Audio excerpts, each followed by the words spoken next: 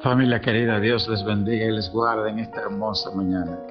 El tema del devocional, la familia de Jesús. Mateo 12, 38 al 50. Entonces respondieron algunos de los escribas y de los fariseos, diciendo: Maestro, deseamos ver de ti señal. Él respondió y les dijo: La generación mala y adúltera demanda señal, pero señal no les será dada, sino la señal del profeta Jonás. Porque como estuvo Jonás en el vientre del gran pez 3 días y 3 noches, así estará el Hijo del Hombre en el corazón de la tierra 3 días y 3 noches.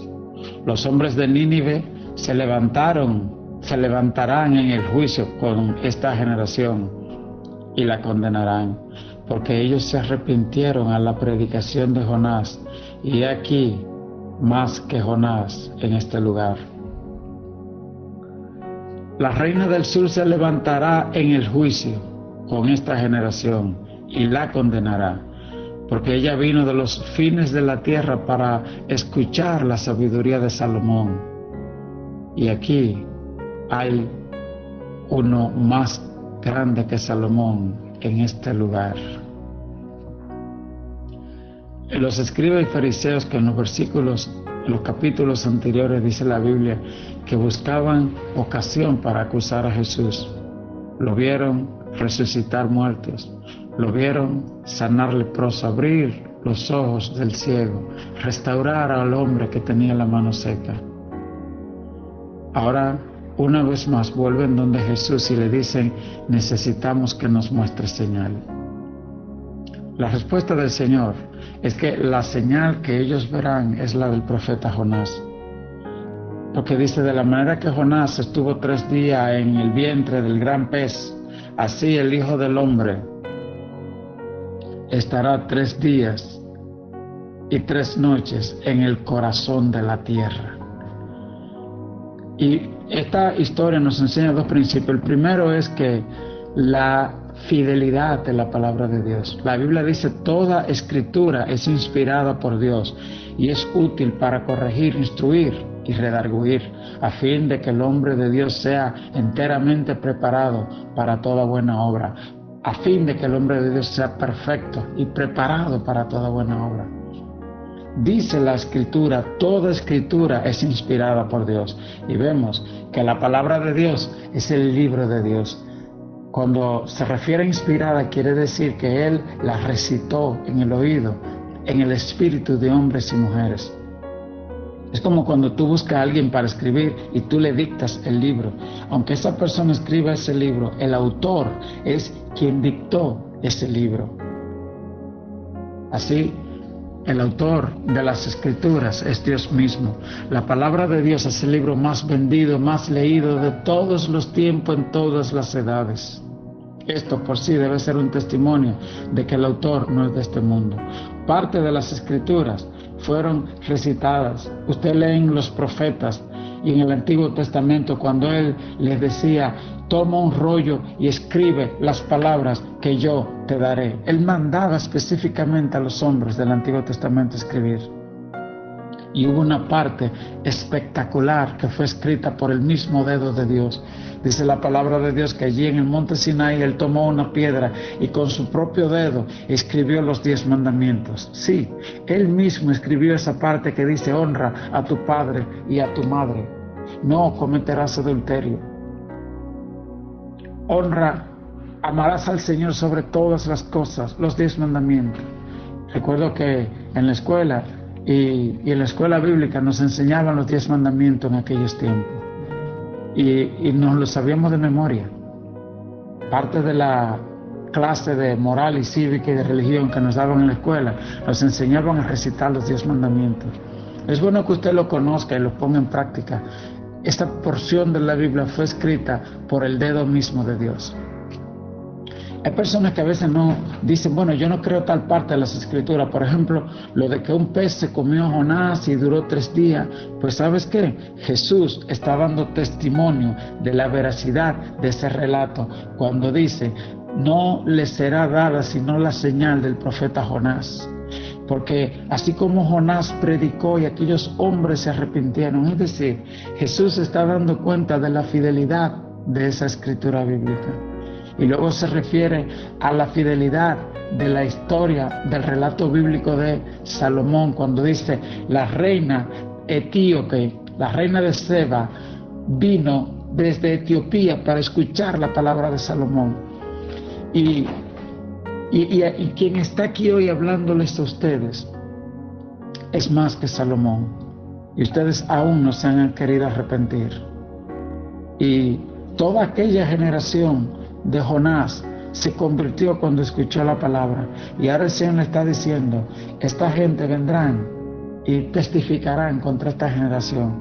Este es el otro principio. Habla no solo de una persona que se rebela contra Dios, sino de una generación, una nación, una sociedad completa que escoge darle la espalda al Señor. Y eso nos lleva al próximo versículo, el 43, que dice: cuando el espíritu inmundo sale del hombre, anda por lugares secos, buscando reposo y no lo halla. Entonces dice: volveré a mi casa de donde salí. Y cuando llega, la halla desocupada, barrida y adornada. Entonces va y toma consigo otros 7 espíritus peores que él, y entrados moran allí. Y el postrer estado de aquel hombre viene a ser peor que el primero. Así también acontecerá a esta mala generación. Note cómo Jesús ahora está hablando de la posesión demoníaca, y habla de una posesión demoníaca. Dice: así acontecerá a esta mala generación. ¿A qué se refiere Jesús? Él habla de un espíritu inmundo que sale del hombre y anda por lugares secos y busca reposo y no lo halla. Y entonces dice: volveré a mi casa de donde salí.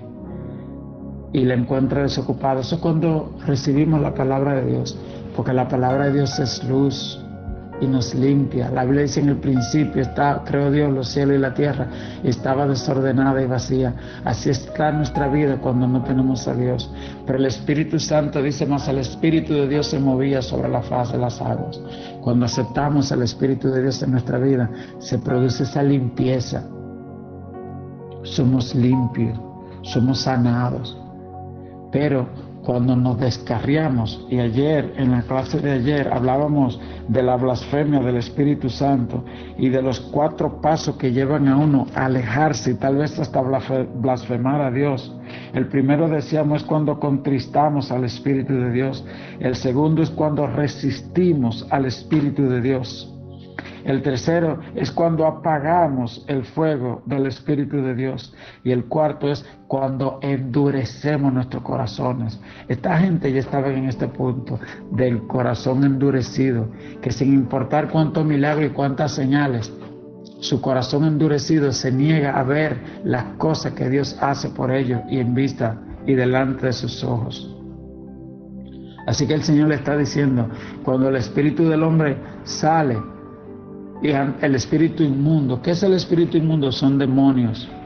Y cuando dice que va y busca 7 demonios peores y se mete dentro de esa persona, es cuando usted ve personas que aún hasta dentro de la iglesia se han descarriado y caen en pecados y situaciones, y muchas veces en ministraciones, aún personas dentro de la iglesia, usted ve que caen y tienen que ser liberados.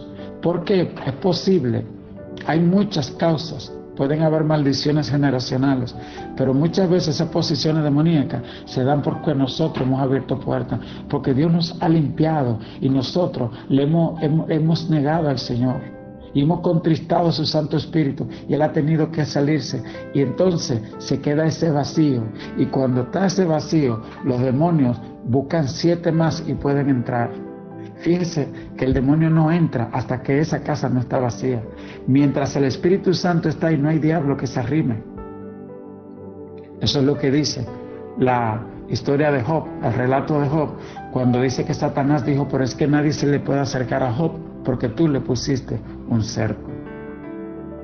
El verso 46 nos dice: mientras él aún hablaba estas cosas, la gente, he aquí tu madre y sus hermanos están fuera y te quieren hablar.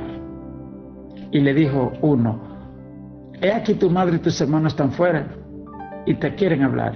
Respondiendo, él les decía esto: ¿quién es mi madre y quiénes son mis hermanos? Y extendiendo su mano hacia su discípulo, dijo: he aquí mi madre y mis hermanos, porque todo aquel que hace la voluntad de mi Padre, que está en los cielos, ese es mi hermano, hermana y madre. Este pasaje no solo habla de los hermanos, de que Jesús tenía otros hermanos, sino que cuando le dijeron tu madre y tu hermano, él dijo: no, mi madre y mi hermano son los que hacen la voluntad de mi Padre que está en los cielos.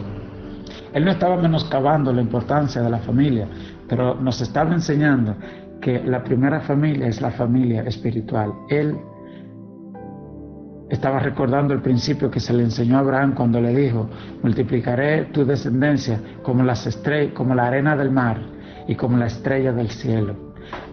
Dios estaba hablando de dos descendencias, de una terrenal que representa la arena del mar y otra celestial que representa las estrellas del cielo.